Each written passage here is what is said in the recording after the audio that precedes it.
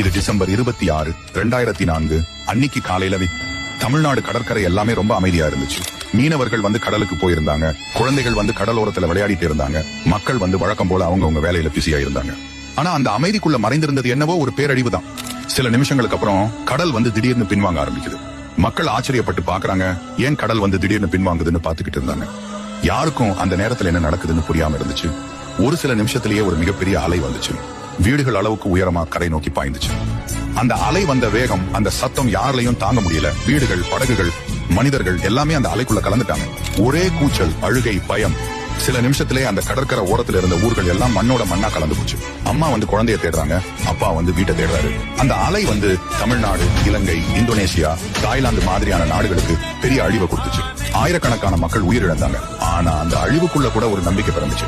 அதுதான் மனிதநேயம். மக்கள் ஒருவருக்கொருவர் உதவி செய்ய ஆரம்பிச்சாங்க. பல நாடுகள் வந்து உதவி கையெழுத்து நீட்டினாங்க. மீண்டும் வீடுகள் கட்டப்பட்டுச்சு. வாழ்க்கை மெல்ல மெல்ல திரும்ப ஆரம்பிச்சது. ஆனா அந்த நாளோட நினைவுகள் எல்லாம், அந்த அலை எழுந்த சத்தம் இன்னைக்கு வரைக்கும் கடல் அலைகளோட சேர்ந்து ஒலிக்குது.